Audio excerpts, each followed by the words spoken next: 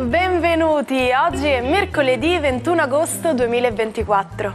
Il sole sorge alle 6:20 e tramonta alle 19:45. La luna sorge alle 20:57 e cala alle 8:05.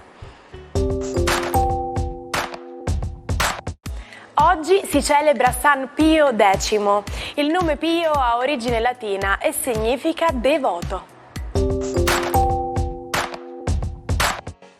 Oggi 21 agosto è la giornata mondiale dell'imprenditore, un'importante ricorrenza che mira a diffondere una maggiore consapevolezza del valore dell'imprenditorialità e dell'innovazione, specialmente quando sono orientate verso lo sviluppo di attività sostenibili.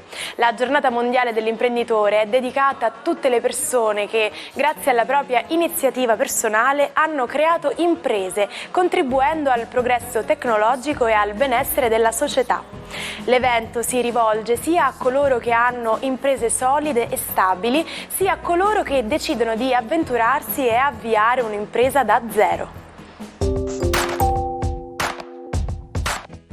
Sono 68 le candeline per l'attrice Laura Morante. Dopo l'esordio a teatro con Carmelo Bene, recita numerosi ruoli drammatici in film e serie televisive.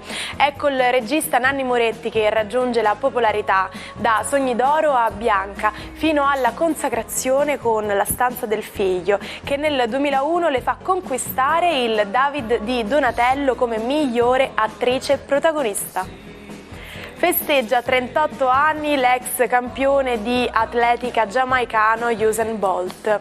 Per i numerosi record raggiunti è considerato come il miglior velocista di sempre. Può vantare 8 ori olimpici e 11 primi posti ai campionati del mondo. È primatista mondiale dei 100 metri, dei 200 metri e della staffetta 4%. Infine, oggi compie 40 anni la cantante e ballerina francese Alizée. Con Moi Lolita, brano di successo in tutta Europa tra il 2000 e il 2002, si è fatta conoscere al grande pubblico. A causa del testo della canzone è stata identificata come la Lolita del brano per la sua giovane età e l'immagine acqua e sapone che la caratterizzava. A Parigi è tutto pronto per il furto del secolo. È il 21 agosto del 1911. Vincenzo Peruggia decide di entrare in azione il lunedì mattina, giorno di chiusura del Louvre. Avendo prestato servizio al museo, conosce le abitudini del personale. Alle 8:30 il furto è compiuto e Peruggia torna in taxi nel suo appartamento. Al museo si accorgono del furto il giorno dopo e per più di 2 anni della Gioconda si perde ogni traccia. Dopo aver tenuto il quadro appeso in cucina, Peruggia si mette in contatto con un antiquario fiorentino, inviandogli una lettera firmata Leonardo, in cui spiega che secondo lui l'opera appartiene all'Italia ed è disposto a restituirla in cambio di 500.000 lire. Viene organizzato lo scambio, ma è una trappola e il fuggiasco viene arrestato. Sapete quanti palloncini servirebbero per sollevare una persona? Innanzitutto servono dei palloncini ad elio. Ogni litro di elio può sollevare circa 1 grammo di peso ed ogni palloncino ne contiene circa 14. Quindi con dei piccoli calcoli possiamo dire che per far prendere il volo a un ragazzo di circa 40 kg ne servirebbero almeno 2857. Sebbene possa sembrare non influente, bisogna considerare anche il peso di tutte le cordicelle che mantengono insieme tutti i palloncini. Adesso provate voi ad immaginare quanti palloncini potessero servire per sollevare un'intera casa, come nel film Up. Buongiorno ai 12.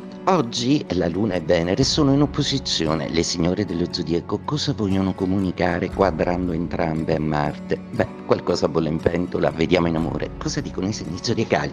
Ariete, è proprio il vostro Marte che sembra essere preso di mira sia da Venere che dalla Luna. Le potenze femminili dello zodiaco si rivoltano contro il vostro pianeta della passione. Probabilmente c'è un qualcosa nella vostra vita personale che può riguardare proprio la dinamica intima e affettiva, oppure in taluni casi un gioco di seduzione che forse non va proprio come vorreste. Toro, giornata decisamente molto interessante con una luna che ritrova Saturno e insieme vi rimanda alla stabilità. Anche Venere dalla sua fa un bel trigono, ma la posizione di Luna, Venere e Giove e Marte colpisce in qualche modo anche voi, soprattutto in questioni che possono riguardare l'economia, proprio perché potrebbe essere una giornata di spese. Gemelli, ecco, siete uno dei fulcri di questo quadrato a T che si crea tra i pesci, la Vergine e voi Gemelli, proprio perché la Luna, Venere ce l'hanno proprio col vostro Marte e il vostro Giove, impedendovi di espandervi in termini affettivi.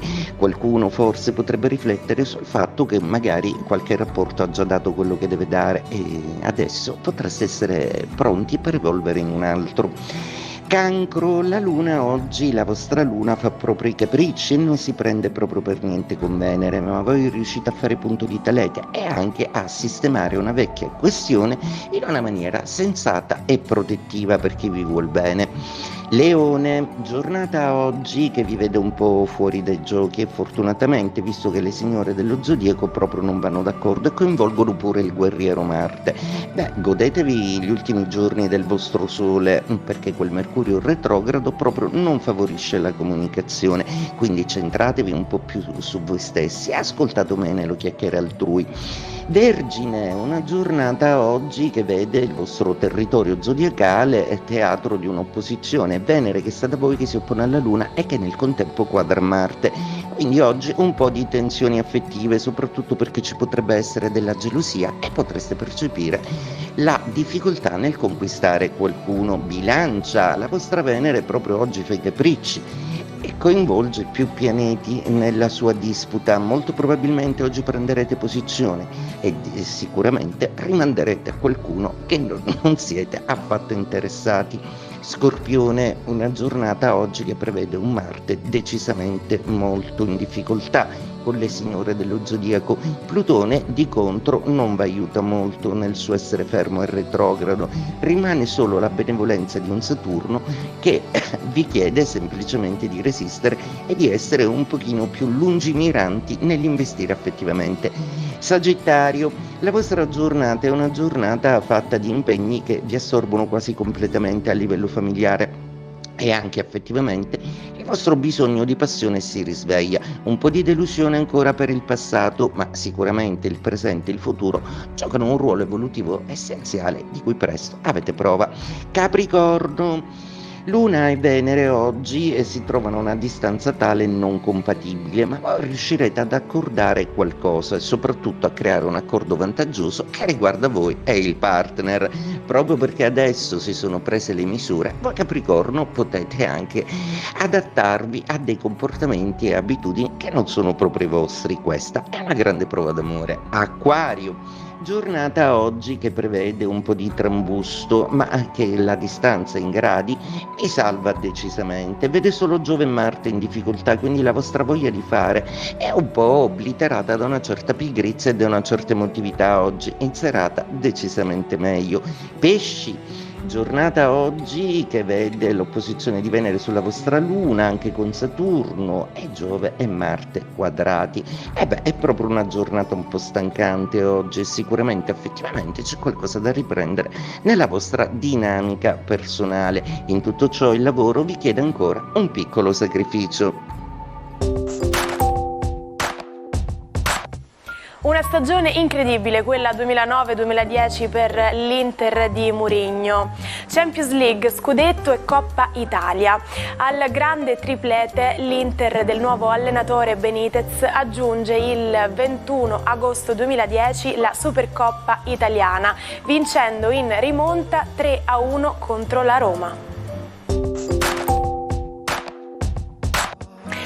vogliamo davvero conoscere qualcuno, ci immergiamo nei social media, scrutando tutte le informazioni, scovando immagini di anni passati, e quasi sempre si trova qualcosa di sorprendente o inaspettato.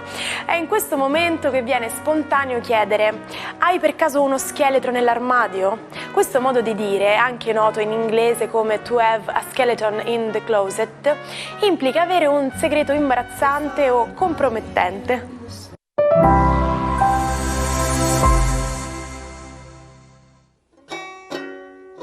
Non perdete l'opportunità di restare sempre aggiornati con i nostri video. Iscrivetevi e attivate le notifiche per non perdere nessun nuovo contenuto. Emilio Salgari, l'autore di Sandokan, il Corsaro Nero, ha fatto sognare tanti giovani lettori con le sue avventure. Nonostante non abbia mai viaggiato, riusciva a creare terre lontane come se le avesse vissute davvero. Ha scritto oltre 200 opere, ma questo grande impegno ha avuto un costo elevato: lo stress e i problemi finanziari. Soffriva di insonnia, depressione e attacchi di panico. Fumava e beveva molto, così come la moglie Ida Peruzzi, che venne ricoverata in un manicomio. Nel 1901 Salgari tentò il suicidio. Anche suo padre si era tolto la vita molti anni prima, convinto di avere una malattia incurabile. Infine Salgari si recò sulle colline, luogo in cui amava trascorrere momenti felici con la famiglia, e lì mise fine alla sua vita. Gli anni successivi, 2 dei suoi figli compirono il gesto estremo, seguendo il triste destino del padre. Ci salutiamo con la frase del giorno: è più facile spezzare un atomo che un pregiudizio. E vi assicuro che per la fissione dell'atomo serve veramente tanta energia, quindi cerchiamo tutti insieme di accumularne altrettanta per spezzare i pregiudizi ogni giorno. Mi raccomando, non mancate domani per una nuova puntata dell'Almanacco. Vi auguro una buona giornata.